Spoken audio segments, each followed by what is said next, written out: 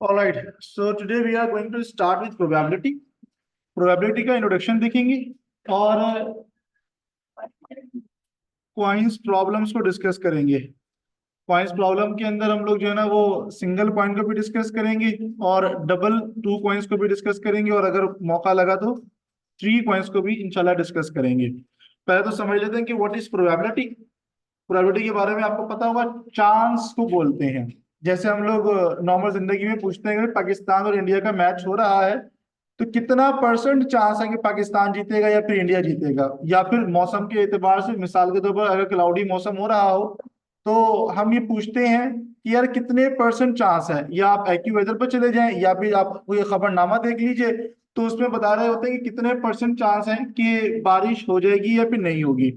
So basically probability is the measure of the likelihood that an event will occur, कि वो particular event occur होगा या नहीं होगा उसका चांस पता करते हैं हम लोग। It's express as a number between 0 and 1। When I talk about in percentage तो वो परसेंटेज 0 से लेकर 100 के दरमियान में होती है। लेकिन अगर आप प्रोबेबिलिटी की बात करें तो प्रोबेबिलिटी हमेशा 0 से 1 के दरमियान में होती है। वेयर 0 इंडिकेट्स इम्पॉसिबिलिटी, यानी कि वो वाला इवेंट अकर नहीं होगा, एंड 1 इंडिकेट्स सर्टेनिटी। इसका 1 का मतलब ये है कि वो जरूर इवेंट अकर होगा। ऑब्वियस सी बात है कि if we are having the value as 0.5 so that means कि दैट इवेंट विल अकर, और उसके चांसेस कितने हैं 50%। अच्छा, in between probabilities closer to 1 indicate higher likelihood while those closer to 0 indicate lower likelihood। जो जितनी वैल्यूज 1 की तरफ बढ़ती चली जाएगी इसका मतलब ये है कि उस इवेंट के चांसेस बढ़ते चले जाएंगे, और अगर उसकी वैल्यू 0 से करीब होती चली जाएगी तो इसका मतलब ये है कि उसके चांसेस खत्म होते चले चले जाएंगे। For example, if you flip a fair coin the probability of getting hat is 0.5। अच्छा, हम तो पाकिस्तानी लोग हैं, हमने बचपन से लेके आज तक जब भी क्रिकेट खेली है तो वो चांद और कायदे आजम या चांद और छाप या मस्जिद और कायदे आजम इस तरह के हमने टर्म्स इस्तेमाल करी हैं। अब तो पता नहीं सिक्के आते हैं या नहीं आते, लेकिन जो आपने देखा होगा मैचेस हो रहे होते हैं इंटरनेशनल मैचेस क्रिकेट के, उसमें जब कॉइन टॉस किया जाता है तो उसमें हेड या फिर टेल चूज किया जाता है। एक कॉइन की दो साइड्स होती हैं, तो इसका मतलब ये है कि 50% चांस है कि उस पे हेड आ जाएगा और 50% चांस है कि उस पे टेल आ सकता है। आइए अब जरा प्रोबेबिलिटी का, पूरी प्रोबेबिलिटी एक ही फॉर्मूले पे बेस करती है और उसका फॉर्मूला ये रहा। प्रोबेबिलिटी ऑफ ई, ई का मतलब होता है इवेंट। उस इवेंट की प्रोबेबिलिटी कितनी होगी उसको मालूम करने के लिए दो चीजें आपको चाहिए।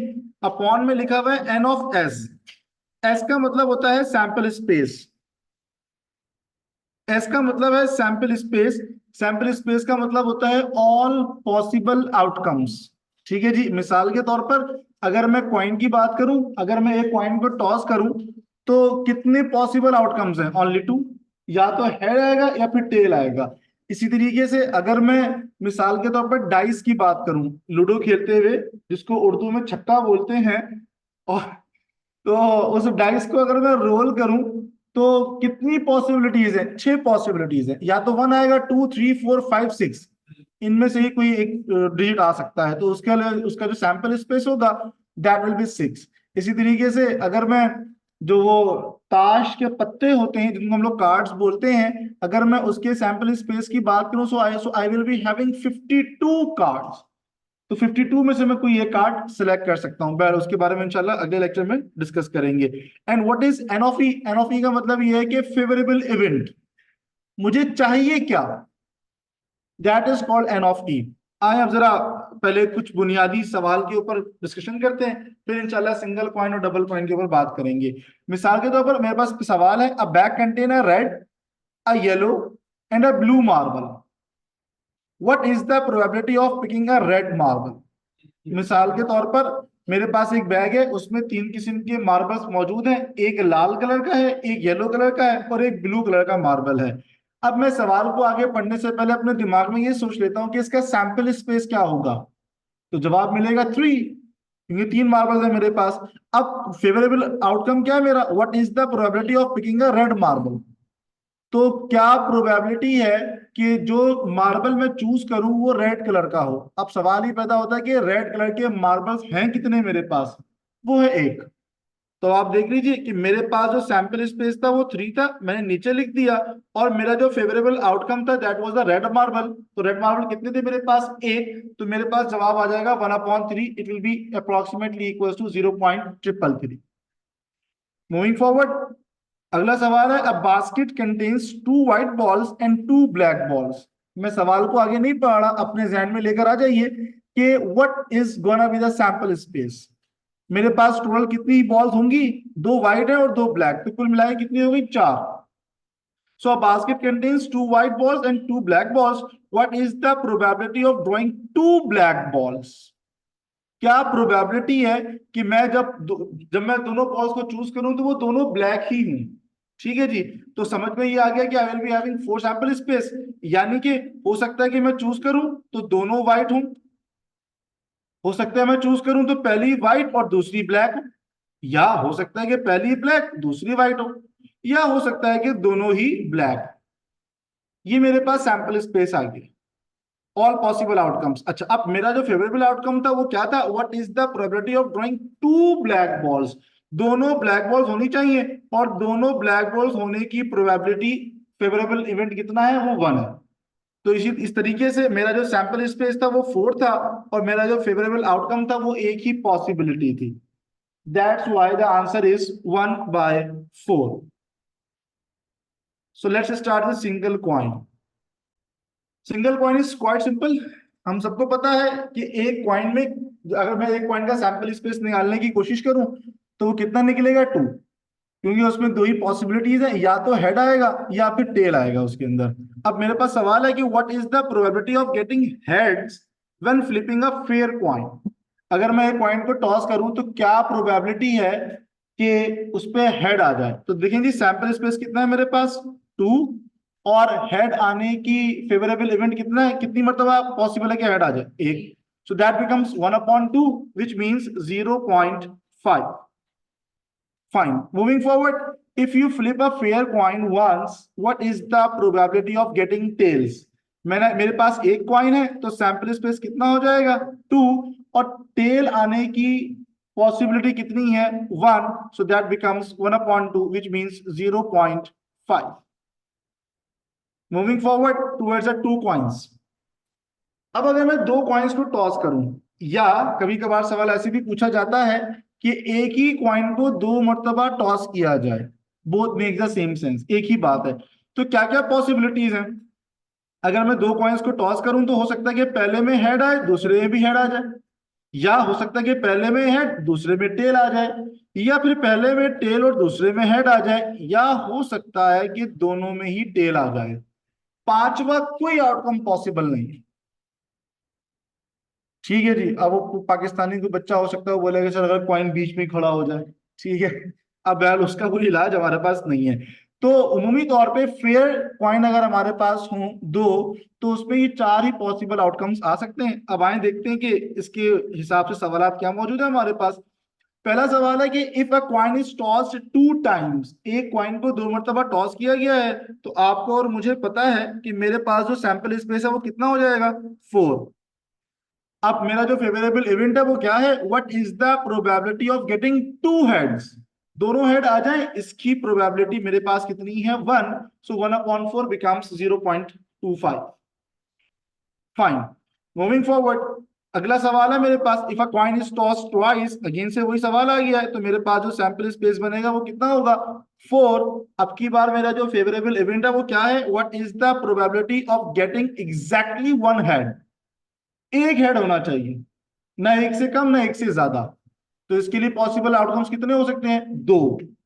कौन कौन सा पॉसिबल आउटकम हो सकता है? यानी कि उस ये वाला आउटकम हो सकता है, या फिर ये वाला आउटकम हो सकता है। ना तो ये होगा क्योंकि इसमें 2 हेड है, और ना ही ये होगा क्योंकि इसमें कोई भी हेड मौजूद नहीं है। इसका मतलब ये है कि यहाँ पर मेरे पास आ जाएगा 2/4, 2/4 becomes 1/2, and 1/2 becomes 0.5। Moving forward, when two fair coins are tossed, what is the two fair coins are tossed? इसका मतलब ये कि sample space will be 4. What is the probability of getting at least 1 tail? हम पहले भी statistics के अंदर ये बात पढ़कर आ चुके हैं। At least का मतलब होता है कम अज कम, कम से कम एक टेल आ जाए।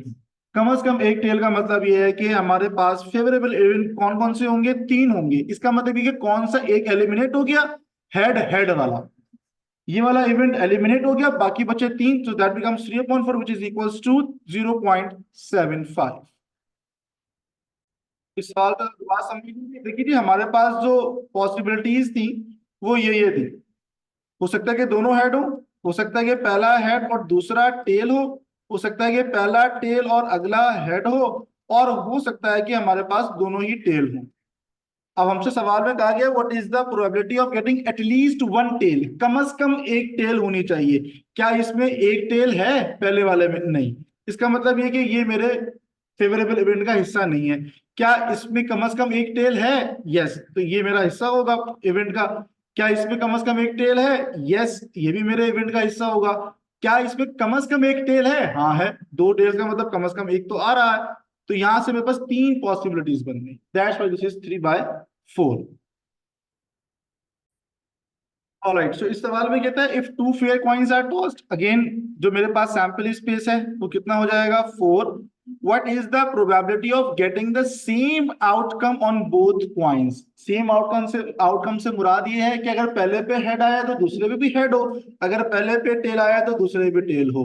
तो इसका मतलब ये कि मेरे पास 2 ही ऐसे आउटकम हो सकते हैं, तो यानी कि हेड हेड और टेल टेल वाला। सो इसका मतलब है कि that would becomes 0.5। So yes, we have 0.5. Moving forward, if two fair coins are tossed, what is the probability of getting at most one head? ठीक है जी, 2 कॉइन्स की बात हो रही है, सैंपल स्पेस 4 हो गया। एट मोस्ट का मतलब ये कि मैक्सिमम एक हेड हो। मैक्सिमम एक हेड का मतलब या तो कोई भी ना हो या फिर एक हो। सो यस, 3 पॉसिबिलिटीज बन जाएंगी। सो दैट वुड बिकम 0.75। अगर देखा जाए तो कौन कौन सी पॉसिबिलिटी बनेगी? एट मोस्ट वन हेड की बात हो रही है, मैक्सिमम एक हेड हो, यानी कि इसमें हेड हेड वाली जो फिल्म है ये शामिल नहीं होगी। टेल टेल वाला इवेंट शामिल होगा क्योंकि उसमें कोई भी हेड नहीं है। टेल हेड वाला और हेड टेल वाला, ये तीनों इवेंट्स इसमें शामिल किए जाएंगे। ठीक है जी, so we are having 0.75।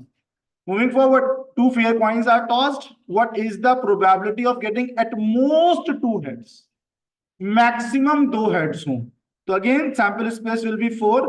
Maximum 2 heads का मतलब ये है कि कम से कम एक भी हो सकता है और 0 भी हो सकता है। इसका मतलब तो ये हुआ कि चारों ही पॉसिबिलिटीज हो सकती हैं।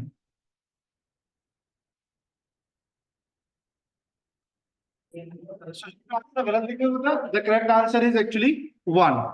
ठीक है जी, अब आए जरा 3 कॉइन्स की तरफ। 3 कॉइन्स के सैंपल स्पेस में वी हैव 8 पॉसिबल कॉम्बिनेशंस। याद रखिएगा, जब भी कॉइन की बात करेंगे तो उसका फॉर्मूला होता है 2 raised to the power n। n का मतलब होता है कि number of coins. If I am having a single coin, so the sample space will B 2, यानी कि 2 की पावर 1 बिकम्स 2। अगर मेरे पास 2 कॉइन्स हैं सो ये बन जाएगा 2 की पावर 2 बिकम्स 4।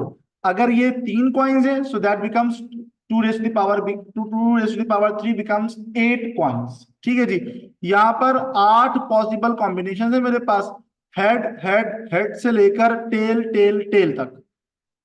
बेहतर अंदाज इसका यही है कि ये या तो आप इसका स्क्रीनशॉट लेके अपने पास रख लें या फिर उसको अपने पास कहीं कॉपी कर लें ताकि हमें अगले सवालात करने में आसानी हो। So let's start with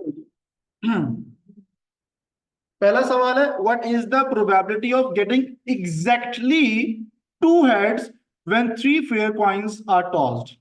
3 fair coins हमने टॉस की हैं, तो अब देखना ये है कि कितने ऐसी पॉसिबल इवेंट्स हैं जिसमें एग्जैक्टली 2 हेड्स आए। आए जरा चेक करते हैं 2 हेड वाले इवेंट्स। एक इवेंट ये वाला है, एक इवेंट ये वाला है और एक इवेंट ये वाला है। इसके अलावा और कोई ऐसा इवेंट नहीं है जिसमें 2 हेड्स आ रहे हैं। इसका मतलब ये है कि मेरा जो सैंपल स्पेस होगा वो 3 होगा, सॉरी 8 होगा, और जो मेरे फेवरेबल इवेंट्स होंगे वो 3 होंगे। So that becomes 3/8 which is equivalent to 0.375। Alright, moving forward, अगला सवाल है what is the probability of getting at least 2 tails? कम से कम दो टेल्स होनी चाहिए when three fair coins are tossed. कम से कम दो tails. So think about it. कम से कम दो टेल्स का मतलब है एक ये वाला, एक ये वाला, एक ये वाला और एक ये वाला। ठीक है जी। सो फोर इवेंट्स ऐसे ही हैं जिसमें कम से कम दो टेल्स हमें मिलेंगी। So the answer will be 4/8 which is equivalent to 1/2। 1/2 become 0.5।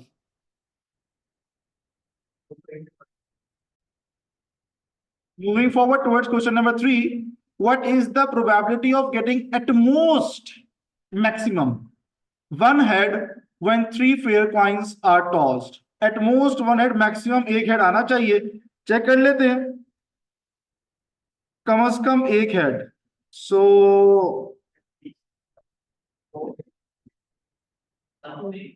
इसका मतलब ये कि सिर्फ ये वाला इवेंट नहीं आएगा, तीन टेल्स वाला, बाकी सारे इवेंट आएंगे। सो दैट बिकम्स 7/8।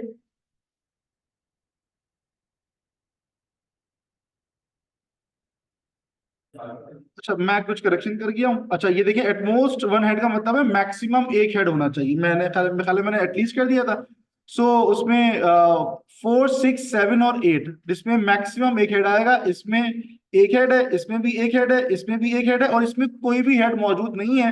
सो हमारे पास चार फेवरेबल इवेंट्स बने हैं, जबकि सैंपल स्पेस था हमारे पास 8 का। सो 4/8 becomes 1/2 and 1/2 means 0.5। All right, moving forward, what is the probability of getting exactly one tail? एक टेल होनी चाहिए when three fair coins are tossed. Exactly one tail का मतलब क्या है? Exactly one tail का मतलब है एक ये वाला इवेंट होगा, एक ये वाला इवेंट होगा और एक ये वाला इवेंट होगा। तीन इवेंट्स ऐसे होंगे जिसमें एग्जैक्टली एक ही टेल है। सो ये बन जाएगा 3/8, that become 0.375। All right. Moving forward towards question number 5. What is the probability of getting at least two heads? अब बोला सवाल आएगा at least two heads वाला। तो कम से कम दो हेड्स हो when three fair coins are tossed। कम से कम दो हेड्स का मतलब है कम से कम दो हेड्स। 1, 2, 3, 4। ये चार फेवरेबल इवेंट्स हैं। सो दैट वुड बिकम 4/8। 4/8 का मतलब है 1/2। 1/2 मीन्स 0.5। आप और कर रहे हैं कि जितनी भी प्रोबेबिलिटीज आ रही है उन सब की रेंज 0 से 1 के दरमियान में। ठीक है। वो एग्जाम में मैं ऐसे देखता हूँ कि भाई 125 प्रोबेबिलिटी आ रही होती है, तो जरा घबराहट सी होने लग जाती है। तो प्रोबेबिलिटी हमेशा 0 से 1 के दरमियान में आती है। Alright, moving forward towards question number 6। What is the probability of getting exactly three heads? Quite simple. Exactly three head का एक ही केस है हमारे पास। ठीक है, जो हेड हेड और हेड वाला है। सो that would be 1/8, that would become 0.125। Alright, question number 7 says what is the probability of getting at least one tail? कम से कम एक टेल होनी चाहिए।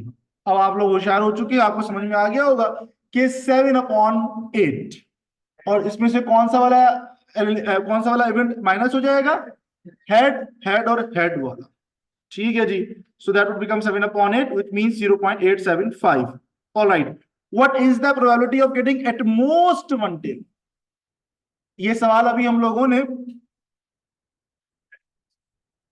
पहले भी इस तरह का एक सवाल किया था। एटमोस्ट वन टेल का मतलब ये कि मैक्सिमम एक टेल होनी चाहिए। So as per the requirements we must have at most one tail. One tail का मतलब ये है कि मैक्सिमम एक टेल हो सकती है। तो अगर आप गौर करें तो ये चार फेवरेबल इवेंट्स हैं हमारे। सो इस हिसाब से हमारा जो जवाब बनेगा वो होना चाहिए 4/8। 4/8 which should be equal to 0.5। तो यहां पर ये जवाब गलत लिखा। Fine, moving forward towards question number 9।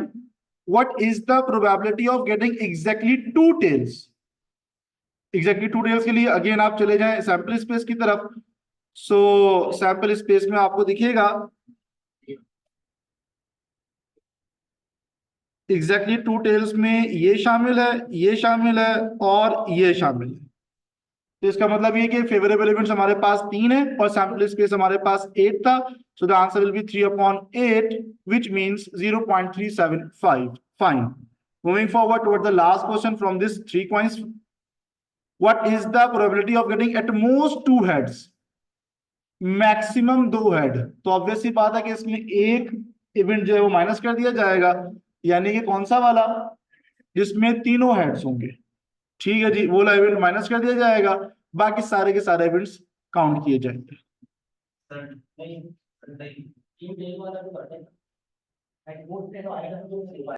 Alright, so this is the end of this lecture. अब नेक्स्ट लेक्चर के अंदर हम लोग इंशाल्लाह डाइस प्रॉब्लम के ऊपर डिस्कशन करेंगे।